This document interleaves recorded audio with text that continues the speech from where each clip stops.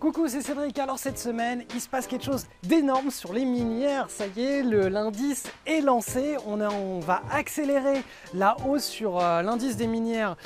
Donc sur l'or, sur l'argent, on a nos screeners qui sont en train de se remplir d'opportunités sur ce genre d'actions. Donc c'est des actions avec des patterns en journalier. Voilà, la spéculation est lancée, on va avoir plein de belles opportunités, vraiment profitez-en, je vais vous expliquer tout ça dans la vidéo. Donc on va faire un point sur les indices avec la suite du Brexit et on va surtout faire un point sur ces fameux indices des minières et surtout je vais vous présenter pas mal de petites actions qui sont passées sur nos screeners et qui sont des actions minières et que vous pouvez encore prendre en portefeuille pour certaines et pour d'autres, si vous ne les avez pas pris cette semaine, ça va vous servir de leçon pour que les prochaines vous ne les loupiez pas. Là on est vraiment entré dans une énorme vague de hausse, donc surtout suivez bien cette vidéo pour comprendre ce qu'il est en train de se passer et surtout ne pas passer à côté de cet énorme mouvement spéculatif qui va pouvoir nous permettre d'enregistrer de très belles plus-values pendant l'été 2016. Donc on attaque tout de suite et surtout restez jusqu'au bout de cette vidéo parce que à la fin de la vidéo, je vais vous expliquer pas mal de petites choses supplémentaires. Je suis parti un petit peu en prose de spéculation. C'est parti. Donc nous sommes partis pour le point marché sur les indices européens. Donc ici, nous avons sur la gauche le CAC Mid et Small Caps. Donc là, vous voyez qu'on a eu énormément de volatilité, normal, c'était notre histoire du Brexit. Sur la droite, ici, vous voyez qu'on évolue dans un large range. On arrive sur le haut du range, on a toujours ce gap-là, ici, à combler. Donc là, notre logique, vous voyez que la semaine dernière, on était haussier, puisqu'on partait du bas du range pour remonter vers le haut. Là, une fois qu'on sera arrivé sur ce niveau-là, on repassera baissier, puisqu'on évolue latéralement et dans les ranges, je le rappelle, sans arrêt.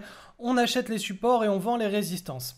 Ensuite, maintenant sur le CAC 40 avec dividendes bruts réinvestis, regardez en hebdo, on évolue là aussi dans un large range. On est venu la semaine dernière et cette semaine donc taper le bas du range pour remonter. On a encore un petit peu de potentiel à la hausse pour aller sur la borne haute. Et regardez à droite en journalier, on voit bien qu'avant, en réalité le range, je l'avais mis ici, comme ça.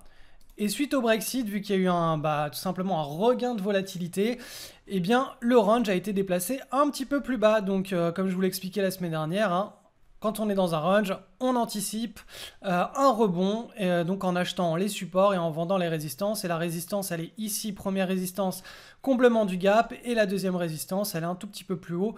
Quoi qu'il en soit, logique de range. Donc rebond, continuation du rebond, même si à court terme, voilà, vu qu'on a beaucoup de volatilité, ça peut parfaitement nous faire quelque chose qui ressemble à ça. On va passer maintenant sur le DAX pour finir notre analyse des indices européens. Donc là, idem, sur la gauche, vous avez la grosse image à long terme, 2015 et la moitié de 2016. Là, on est sur le support, on est en train de rebondir, on vise la bande supérieure du support. Là, à droite, en journalier, on se rend compte que là, on a un énorme gap à remplir, le gap du Brexit. Donc ça, c'est notre premier objectif sur le haut du range. Et ensuite, on a la borne supérieure du range. Donc, toujours dans un scénario de rebond. Et bien entendu, comme je vous l'ai dit pour le CAC 40, rien... voilà, on peut très bien se retrouver avec un scénario comme ça. Donc, notre scénario pour les indices européens, c'est toujours vers le rebond, en visant le haut du range. Maintenant, on va passer sur le marché américain avec le Nasdaq. Donc, sur la gauche, vous voyez qu'on est toujours dans ce range, mais lui qui est perché en haut du large range. Vous voyez qu'on est toujours sur les hauts. Donc, si on casse par le haut, on repartira dans une logique de marché haussier. Là, pour le moment, on est juste en train d'évoluer entre ces deux bornes. Donc, à droite, on a le zoom en journalier. Donc, vous voyez que le rebond est déjà bien entamé. Le potentiel de hausse est relativement faible. On va bientôt arriver en zone de surchauffe sur le Nasdaq, sur les indices européens, américains. Pour le SP500, on est dans le même genre de configuration. Regardez, on a énormément rebondi cette semaine. C'est ce qu'on anticipait, encore une fois. Bas du range vers haut du range vers bas du range. Donc là, on va commencer à anticiper quelque chose d'un petit peu plus... Voilà, notre sentiment de marché, ça va certainement être ça. Donc une petite consolidation et un retour vers le bas du range, bien sûr, sauf si on venait à casser donc cette grosse consolidation là. Si on la casse par le haut, là on pourra avoir un sentiment de marché qui nous donne un objectif de cours, donc hop, par le haut, donc ce serait autour des 2230 points sur le SP500. Donc vous voyez, hein, pour les indices européens et américains, pour le moment, on est dans une situation de rebond. On est à mi-distance de notre potentiel de rebond haussier sur les indices européens. Sur les indices américains, on est pratiquement sur le haut. Donc, on est en zone de surchauffe, hein, concrètement. Ça sent la nouvelle correction dans le range. Voilà, on est dans une situation de marché très volatile. Il faut faire avec. Et de toute façon, nos screeners et nos stratégies nous permettent très bien de nous en sortir dans ce genre de configuration. Je vais faire un petit point sur les minières maintenant. Pourquoi? Parce qu'on est dans une explosion, hein, je vous l'ai dit en introduction de cette vidéo, on est dans une explosion des actions minières. Alors, c'est parti pour les minières sur l'or. Donc je vous présente cet actif depuis le début de l'année, depuis qu'il a cassé par le haut ici, cet énorme biseau que vous voyez ici. On a fait biseau, donc double creux, cassure, et donc là, ça allait pour un retournement de tendance à moyen long terme. Donc là, cette semaine, on avait une petite consolidation ici de plusieurs semaines. On a cassé par le haut et on a aussi cassé une grosse résistance. Vous voyez que cette zone de résistance là, à long terme, 2013-2014, bien là, cette semaine, on l'a cassé. Donc on est dans une situation d'accélération sur les minières or. Donc à droite, vous avez là, le zoom avec les données en journalier, pas trop d'intérêt d'analyser ça. Là, ce qui compte vraiment, c'est la pattern ici.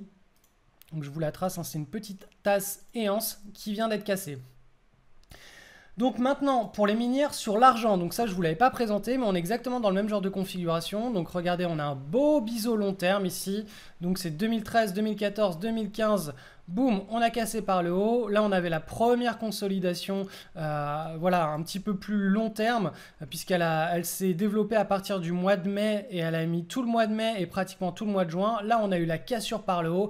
Donc là on repart dans un élan de momentum assez puissant. Donc la prochaine résistance, elle est située ici. Donc là, accélération sur les minières autant en or que en argent. Alors, je vous avais présenté au cours des dernières semaines ce tracker. Donc ce tracker, c'est sur les juniors et il est en X3.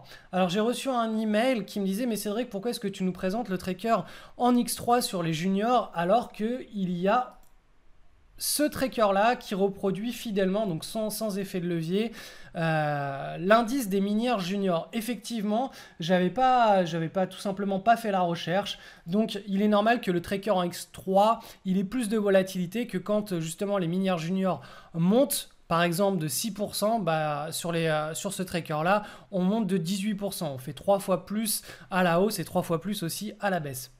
Donc sur les juniors, vous avez le tracker GDXJ, donc c'est un tracker qui est coté aux États-Unis, qui est coté en dollars et qui permet de suivre tout simplement le secteur des minières juniors. Et si vous voulez le tracker avec de l'effet de levier, c'est le JNUG que je présente déjà depuis le début de l'année, donc c'est pas une nouveauté pour vous. Cette semaine, on a eu un beau rebond sur les indices, donc forcément sur nos screeners, on a eu aussi des petites actions à analyser. Donc cette semaine, on va faire un petit peu moite-moite, on va faire moitié marché européen avec des actions qui présentent des setups relativement classiques. Et ensuite le marché américain avec uniquement des actions minières, parce qu'on est en plein rush là, je vous l'ai montré juste avant, on est en plein rush sur le secteur des minières. Et donc là, il y a pas mal d'actions qui sont tradables. Alors, on va commencer déjà par le marché européen avec des actions plutôt classiques en hebdomadaire. Donc, on a General Electric. Regardez ici, c'est une action qui est ancrée dans un marché haussier. Elle n'a pas énormément de vélocité. Le momentum n'est pas super fort. Donc, nous, on préfère vraiment des actions qui accélèrent. Mais quoi qu'il en soit, regardez, cette semaine, On a cassé ici cette tasse séance où certains pourront appeler ça un triangle. En tout cas, regardez, là on avait la petite micro-base qui est là, c'était en bas de la structure plutôt qu'en haut contre le pivot. Quoi qu'il en soit, regardez, cette semaine on a eu le breakout. Si je le passe en journalier, vous allez constater que la séance d'hier, on a eu les volumes qui ont accompagné donc ce breakout. Donc là, ça peut être une opportunité potentiellement prenable pour tout simplement pour un swing trade à moyen terme. Ensuite, on va passer maintenant sur l'action. Donc ça, c'est du Nestlé NAM. Alors en fait, j'ai deux actions Nestlé NAM. Ça doit être plus ou moins les mêmes, je sais, les mêmes. Je ne sais pas, j'ai pas été analyser l'histoire, mais ça doit peut-être être un produit dérivé ou une obligation ou quelque chose comme ça. Bref, quoi qu'il en soit, regardez, c'est la même configuration, c'est la même action. Donc momentum long terme, là on a une belle accélération, ça veut dire que tout simplement l'action commence à avoir un bon comportement. Donc suite à un breakout, elle commence à accélérer, donc ça c'est plutôt un très bon signe. Là on a une belle pattern bien large dans le temps, micro-base, bim, ici le breakout avec des volumes en augmentation. Maintenant en journalier, qu'est-ce qui s'est passé? Hop, on regarde et là on a les volumes en augmentation pendant le breakout. Donc là on est dans une situation potentielle de prise de position pour un trade hebdomadaire. La pattern est de bonne qualité, ça manque un petit peu de liquidité comme vous pouvez le voir ici. Regardez, il y a des petits trous de cotation. Voilà, des journées où il n'y a pas beaucoup d'échanges. Donc si vous avez un gros portefeuille, évitez quand même les actions où il n'y a pas beaucoup de liquidité comme ça. Donc je repasse en hebdomadaire. Et je vais vous présenter maintenant une autre action cotée sur le marché allemand qui s'appelle BWO. Là aussi, on a un contexte de trading assez correct. Regardez, un bon momentum long terme. Ici, on est passé de 13 € à pratiquement 19 € en l'espace d'une année, 2014. Là, toute l'année 2015 et le début d'année 2016, on a une belle construction de pattern. La cassure ici le 6 juin, ensuite petite consolidation et là la validation du breakout avec une accélération. Vous voyez qu'on a des volumes à chaque fois. Donc voilà, ici, là aussi, tout ça c'est des configurations hebdo qui peuvent être tradables. Donc l'idée c'est toujours de respecter le money management, de ne jamais dépasser un certain nombre de positions ouvertes à risque, dans le but de construire un réservoir de trade gratuit qui s'accumule en fond de portefeuille et qui nous permettent de faire grossir notre portefeuille sans faire grossir notre risque. Donc ça, c'est vraiment la logique, la vision de la bourse long terme que l'on doit avoir quand on fait de la spéculation. C'est surtout pas d'aller prendre du levier sur certaines positions et de faire des gros coups. Ensuite, maintenant, on va passer sur les minières. Alors, vous l'avez vu, il y a un fort momentum sur le marché américain des minières. Donc là, je vais être assez rapide et je vais vous passer ça en journalier puisque c'est des patterns de type leader de marché, requête de marché. Donc, alors, celle-ci, je vous l'avais déjà présentée début juin. Donc là, elle est en pleine accélération, il n'y avait pas d'opportunité dessus cette semaine. C'était plutôt ici, je vous avais dit, point d'entrée ici et accélération ici. L'idéal était ce point d'entrée ici. Ensuite, on a PLG. Alors, celle-ci, regardez, gros et fort momentum. On avait le breakout, hop, qui s'effectuait juste ici. Et on avait la confirmation hier, donc là, et regardez les volumes, comme c'est vraiment parfait. C'est ce genre de situation que l'on veut trader quand on trade des patterns en daily. Et actuellement, vu l'état du momentum sur le secteur des minières, on peut trader tranquillement avec beaucoup de sécurité tout ce qui est leader de marché, requête de marché ou des rushs boursiers, tout ce qui est effet papillon, rush boursier. Tout ça, on peut le trader tranquille sur les actions minières. Et à mon avis, là, au cours des prochaines semaines, on va avoir de plus en plus d'actions minières qui vont pointer le bout de leur nez sur nos screeners. Autre action minière, donc celle-ci, beau momentum, petite structure de type leader de marché, le breakout, regardez les volumes ici, sur ce breakout, c'est très sympathique. Autre action, GSS. Celle-ci, elle est ancrée dans déjà un très beau trend haussier depuis le début de l'année. Là, on a la consolidation, hop, en tasse et anse. Regardez là le breakout avec les volumes. Voilà, c'est un mouvement sectoriel, c'est un mouvement qui a beaucoup de puissance. Donc là, tout ça, c'est des trades, si vous respectez bien votre money management, qui peuvent être facilement mis en portefeuille, facilement neutralisés, et ça va rapporter assez rapidement. On va pouvoir rapidement récolter le fruit de ces trades. Autre action assez sympathique, elle est en mode requête de marché. Regardez pourquoi, parce qu'on a une large base ici. On a la première consolidation de cette large base, donc c'est typique des requêtes de marché, hein, c'est ce que je vous enseigne dans la formation sur les requêtes de marché. Donc là, regardez cette pattern, elle est absolument parfaite, elle est divine. On a une hausse des volumes à chaque fois qu'on a une vague de hausse au sein de la pattern, baisse des volumes pendant les petites baisses au sein de la pattern, ça veut dire qu'il n'y a pas de distribution, il n'y a aucun vendeur, il n'y a que des acheteurs. On a le breakout ici avec des forts volumes. Confirmation du breakout ici avec à nouveau des forts volumes. Donc là, cette semaine, ça c'était un trade à ne pas rater. Surtout, voilà, quand on suit le mouvement des minières depuis le début de l'année, comme nous on le fait, hein, chaque semaine ou toutes les 2 semaines, je vous fais pratiquement toutes les 2 semaines un point sur les minières. Ça, voilà, quand vous voyez des actions minières avec ce genre de qualité apparaître sur vos screeners, vous pouvez y aller les yeux fermés. Hein. Ensuite, WRN. Autre action minière qui, elle, alors son breakout s'effectuait donc ici le 3 juin. Et là, on avait, hop, une nouvelle cassure ici et une accélération qui est en train de se produire. Donc le trade, en réalité, hein, il était début juin. Et là, on avait l'accélération et pour certains, une possibilité de pyramidage. Donc voilà, c'est tout pour les minières. Je vous rappelle que si vous voulez apprendre à trader ce genre d'opportunité, hein, vous pouvez construire un pack avec la formation leader de marché, requête de marché et détecter les rushs boursiers. Ça va vous permettre d'identifier toutes les meilleures actions qui sont comme ça ancrées dans un fort momentum. Et si derrière vous voyez que le secteur est très haussier et très fort, comme c'est le cas en ce moment sur les minières, vous pouvez sans problème mettre plein de trades en portefeuille. C'est des trades qui vont très rapidement devenir gratuits et qui vont vous rémunérer très très grassement. Sachant que là, on est dans des conditions de marché en range, ça veut dire que toutes les actions de tous les différents secteurs, hormis les minières, il faut absolument les trader en hebdo pour justement absorber la volatilité de ce gros range, hein, sur les indices, parce que les opérateurs sont très fébriles, hein, il y a beaucoup de nervosité, et forcément, quand il y a de la nervosité, c'est le secteur aurifère qui cartonne, et le momentum, lui, est carrément directionnel, et donc on peut trader comme si on était dans un véritable marché haussier, hein, on peut trader les actions minières.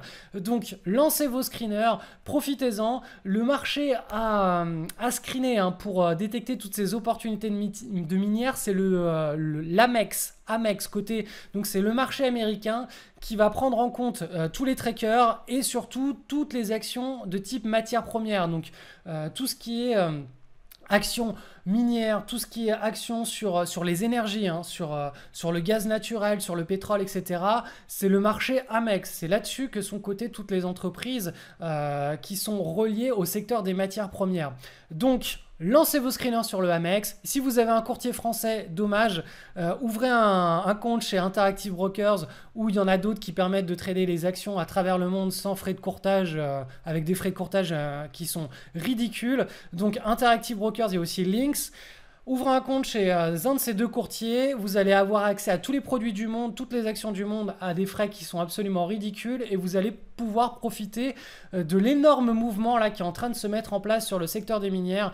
Je vous l'avais expliqué en début d'année, c'était le gros pari de cette année, les minières. Là, c'est en train de se développer et ça s'accélère. Donc là, au cours des prochaines semaines et des prochains mois, ça va vraiment être le secteur chaud du moment. Donc vraiment, lancez vos screeners là-dessus, formez-vous et lancez vos screeners sur le marché Amex.